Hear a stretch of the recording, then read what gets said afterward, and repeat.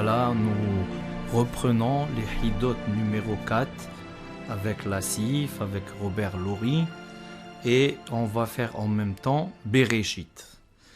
Alors la lettre Aleph est jalouse du Bet. Alors on leur fait la paix, le Bet pour Bereshit et le Aleph pour Anochi Hashem, c'est les 10 commandements. La leçon, c'est comme le Bet est fermé à droite, il ne faut pas se questionner sur l'évolution, le Big Bang. Il faut réussir sa vie ici-bas, le temps qui nous est attribué. Tous les jours de la semaine sont dépourvus d'articles. Et Yom Sheni, lundi, Yom Shelishi, mardi. Sauf le vendredi, Yom HaShishi. On a mis le et. La référence au 6 Sivan, parce que le jour où la Torah a été donnée, la Torah soutient le monde. Et le He correspond aux 5 livres du Chumash, Bereshit, Shemot, Vaikra, Bemidbar, Devarim.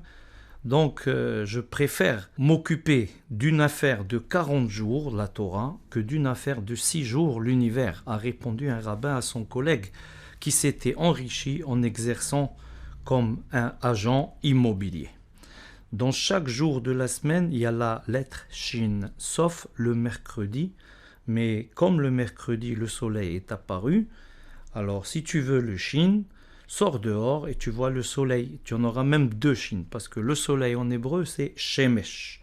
On continue le pêle-mêle qu'on a fait dans les Hidot précédentes, sans trop citer les sources, pour ne pas trop charger. Nous sortons de Simchat Torah, alors que l'on dit Moshe Rabbeinu, comme une forme générique, on dit, par exemple, grand rabbin Shoshana Zal. Bien sûr, c'est le contraire. On dit grand rabbin Shoshana, alors que c'est Moshe Rabbeinu. Toute proportion gardée. Et la beracha de Geshamim, ça veut dire l'abondance, vient grâce à Moshe Rabbeinu. Parce qu'on dit Geshamim Be'itam. Si on prend l'abréviation Be'itam, Bisrout Torat Moshe Avdi, grâce à Moshe. La première beracha du Birkat Mazon, Hazan et Takol, est attribuée à Moshe. Ça veut dire c'est le nourricier du monde. Comme on dit, Lehem Abirim, le pain des forts qui tombe dans le désert. Et bien sûr, on dit Rabbi. Quand on dit Rabbi, c'est soit Rosh Béné Israël, le chef de tous les enfants d'Israël, mais des fois, il y a des rabbis qui sont un petit peu ripoux, et ça s'appelle Rasheha Beshohat Ishpotu. Ça veut dire, leurs chefs, ils sont pétris de corruption. Mais bien sûr, on est toujours dans les positifs. Man Malke Rabbanan. Les rois, ce sont toujours les rabbins et les sages. Souhaitons à nos enfants rois de devenir des enfants rois et rabbins en même temps. Tels les chérubins sur l'arche, où c'est marqué Ufnehem ish el ahiv. Ils avaient les uns la face de l'une vers l'autre, et la fin du mot c'est shalom, la paix. On sait que Talmidei Hachamim, Marbim Shalom Ba'olam, les sages, ils multiplient la paix dans le monde. Et lorsqu'on dit que la paix, elle conclut la Hamida, elle conclut aussi le Birkat Mazon et aussi le Birkat Kohanim, d'où on savoir la paix est très importante. On dit Barkai. Barkai, ça veut dire le jour qui pointe. Quand est-ce le jour pointe? Quand tu distingues ton prochain. C'est marqué que Yosef, il a recherché ses frères. En les recherchant, qu'est-ce qu'il a trouvé? La royauté.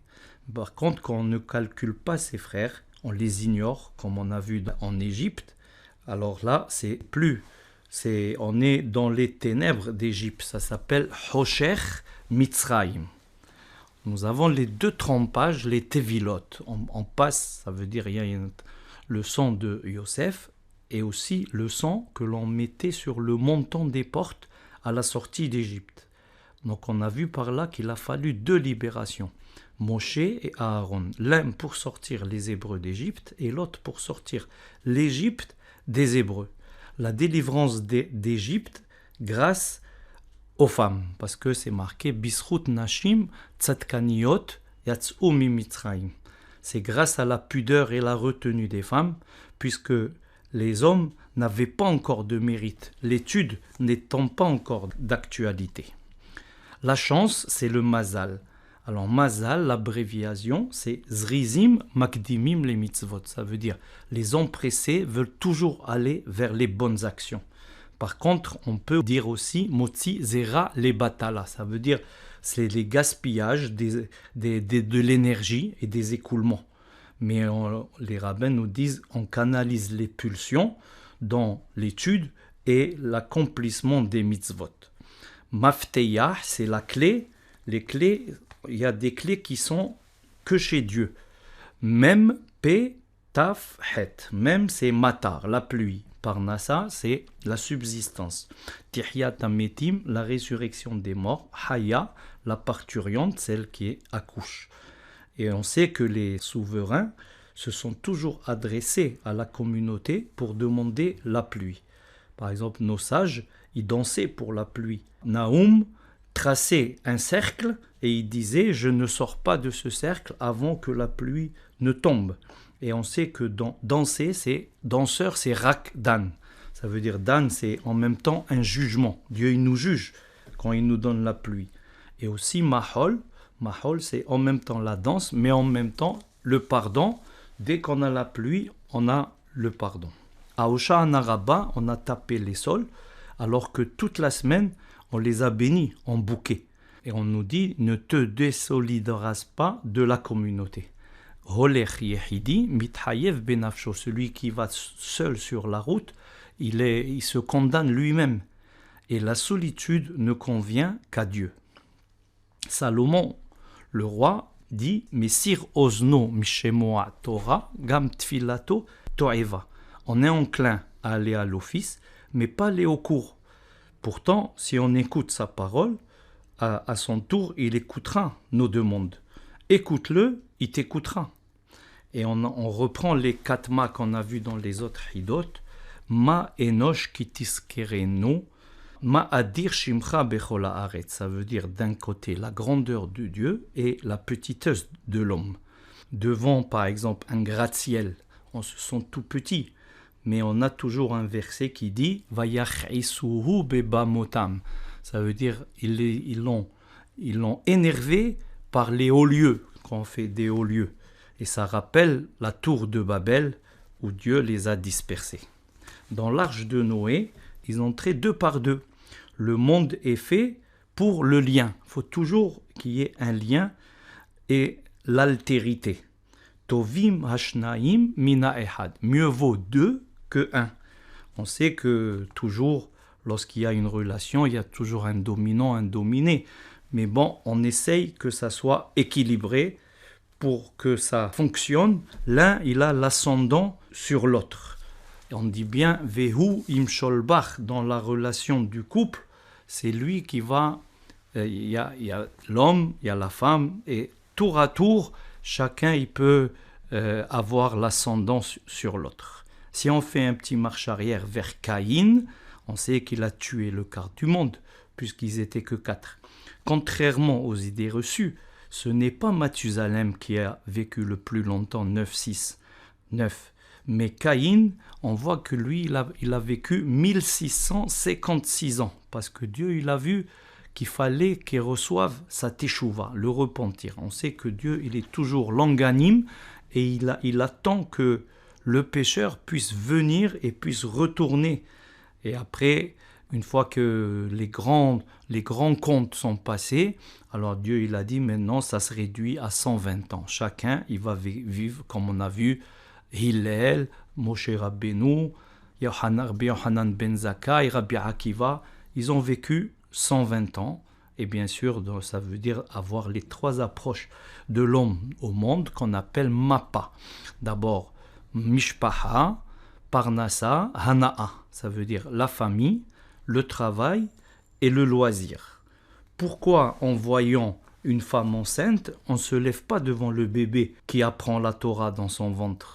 Alors on donne 2 réponses. C'est une Torah facile, parce qu'elle est apprise direct, alors qu'il n'y a pas encore d'élèves. Ça veut dire Dieu, il ne veut pas une Torah facile, et il veut qu'on ait toujours des élèves. C'est le Talmid Hacham, ça veut dire le rabbin, il faut qu'il y ait toujours une Torah Chesed. On a déjà parlé. C'est quoi une Torah de bonté? C'est une Torah qui se partage avec les autres. Le feu de la Torah, il peut éteindre le feu des péchés. Et bien sûr, garder 2 Shabbatot, et le Messie viendra nous délivrer. Par exemple, Shabbat Gadol avant Pessah, le Shabbat Shuvah avant Kippour, et on sait que les lettres de Mashiach, c'est Yesama. Ça veut dire le Mashiach, il viendra et il apportera la joie à tout l'univers, puisque c'est marqué Ki beti betefila ikare lechol ha'amim. Ma maison sera la maison pour tous les peuples. Et Hacham, c'est l'abréviation Hatzi Kos Melea. Ça veut dire la moitié du verre plein. Ça veut dire que on va toujours voir le côté positif, le verre à moitié plein. Et Divrei Torah, donc on a dit la Torah Divrei, doivent être encadrés par des notes positives. Yatril bedavar tov, vesayem bedavar tov. On doit commencer par une note positive et finir par une note positive. Par contre, il y a 4 livres qui finissent mal, ça veut dire par un verset négatif. Alors, pour se rappeler, c'est Hakim. Le Aleph, c'est Echa, les lamentations de Jérémie, Kohelet, l'Ecclésiaste, Yeshaya, Isaïe et Malachi. Alors, ceux-là, c'est des livres où le dernier verset, il est sur une note négative. La Torah aussi parle d'une épouse nouvelle. Nouvelle, ça veut dire peut-être un peu moderne. Un risque qu'elle soit trop moderne. Olam Yashan Ad Yesod Nahariva. Avant, on disait l'ancien monde, il faut le détruire, comme on dit, tabula rasa. Ça veut dire enlever tout ça. Mais la famille finira par être dépossédée de tout. C'est pour ça qu'on dit Naki iye le beto. Malheureusement, son mari, il va être démuni. Alors que le couple, la finalité du couple, c'est la famille, c'est l'entourage. Lo la tohu beraa, la shevet yetzara. Dieu il a dit, c'est pas pour le chaos que j'ai créé le monde. Je veux qu'il soit peuplé, je veux qu'il y ait beaucoup de multitudes.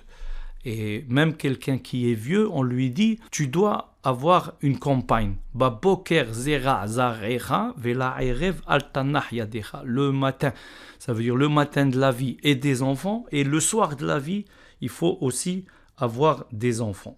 Bien sûr, il y a des moments délicats, par exemple les repas, la boisson. Alors on dit toujours, ma'achal, le repas, c'est le même mot que malach. Ça veut dire même pendant des choses bassement matérielles, il faut se comporter comme un ange. Ça veut dire en kiddush et la bimkom se'ouda. On ne fait le kiddush que lorsqu'il y a un repas, ou bien un gâteau, ou bien ça, on fait le kiddush. Ça veut dire il faut toujours chercher la sainteté. C'est pour ça qu'on dit à chaque fois Ubne Bet Hamikdash, ça veut dire que la sainteté, elle doit nous entourer. Même si des fois on est un peu vers le bas, comme on dit down, il y a up, down, down. On dit non, des fois il faut toujours se reprendre. Et aussi dans la boisson, comme on dit yesh lignai, yesh lishvah. Ça veut dire il y a une boisson triste, il y a une boisson gaie.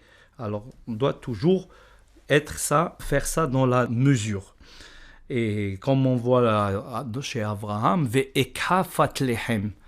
Ve'ekha, ça veut dire hitir hagora kodem achila. Ça veut dire on doit un petit peu se mettre à l'aise avant de manger du pain. C'est comme à Pessah, c'est marqué vayasev Hashem et Ta'am. Dieu, il les a mis à l'aise, dans une zone de confort. Et bien sûr, comme le repas aussi doit être un temps de détente. Dans Job 26, vous avez vu, j'en ai pas fait beaucoup de références, mais là-bas on voit que Dieu, il a son trône et il cache son trône par du brouillard. Et qui sait? Et on voit à côté par chaise. Ça veut dire, on dirait que la chaise, c'est qui sait. Ça veut dire que lorsque on veut atteindre Dieu, il y a toujours une nuée, il y a toujours du brouillard. Mais on doit toujours se faire aider pour voir, pour savoir lire les signes. Et c'est pour ça qu'on dit que chacun puisse trouver sa chaise et puisse trouver la santé dans sa famille et la sécurité. Et lorsqu'on dit makom, makom ça veut dire kiyum, ça veut dire un endroit, quelqu'un qui a un endroit fixe, ça veut dire il a une existence. Et bien sûr, il n'y a pas d'objet qui n'a pas sa place et il n'y a pas d'homme qui n'a pas son heure. Chacun, il a son heure. Lorsqu'on raconte l'histoire de Ikar ou Ma'asé, Ma'asé, ça veut dire Moah Shalit ala lev. C'est le cerveau, la raison, elle doit l'emporter sur l'émotion. Et on finira par l'histoire de Baba Saleh, qui faisait le kidouche, alors que le bateau où il était en train de sombrer, le capitaine, désemparé, il suivait le rabbin du regard. Il prit le reste du kidouche et le renverse dans la mer déchaînée. Il y a un verset qui dit « Bekoho raga ayam » avec sa force, il a calmé la mer. Et justement, la mer est devenue une mer d'huile. Et il dit au capitaine, voilà, la mer aussi fait le Shabbat. On sait qu'il y a toujours le Shabbat. Même dans la nature, il y a des cascades qui s'arrêtent le Shabbat. Et ils ont trouvé un poisson qui nage toute la semaine. Et le Shabbat, il s'arrête, il se colle au rocher. Donc on voit que la nature aussi se repose le Shabbat. La mer s'est reposée et même le capitaine, il a dit, c'est à lui de féliciter ce grand sage qui nous a sauvés d'une mort certaine. Et pareil à Soukot, le fait de tenir le loulav suffit, mais en le remuant à droite, à gauche, en haut, c'est mieux. C'est ça le kidouche. Le kidouche a fait son effet, mais les restes du kidouche ont eu une meilleure action. Donc, il faut toujours faire attention au reste, aux détails, comme l'a dit un certain homme politique. Et on a aussi le rabbin qui arrive dans une communauté et se voit vite refusé. Alors il dit, je ne savais pas que les parachas Bo et Béchalach étaient collés. Ça veut dire que à peine il arrive déjà, ils le mettent dehors. Il y avait un monsieur qui s'appelle Yaakov Yitzhak, et il fait la rencontre de sa future à mi-chemin. Pourquoi ? Parce que Yaakov, lui, il a été voir sa future, alors que Yitzhak, lui, il l'a reçu dans sa maison. Mais comme il s'appelle Yaakov Yitzhak, alors il a dit, moi, il faut qu'on se rencontre les deux, ça veut dire à mi-chemin. Donc là, on voit comment on doit toujours se référer à nos sources. Il n'y a que nos sources qui font ce qu'on appelle le Shulchan Aruch. Il y a la table dressée, et pour les séfarades, et pour les ashkénazes, il y a la nappe. La nappe, comme on a dit tout à l'heure, quelque chose qui vient pour agrémenter et orner toutes les lois. Et pourquoi on appelle Shulchan Aruch ? Parce que c'est une loi qui est déjà toute prête. Celui qui veut, il voit, et il n'a pas besoin de faire des recherches. Directement, il trouve pour pouvoir faire les bénédictions qu'il fait. Maintenant qu'on a fini les Hidot 4, je vous donne rendez-vous pour la paracha de Noé avec mon ami Robert Laurie.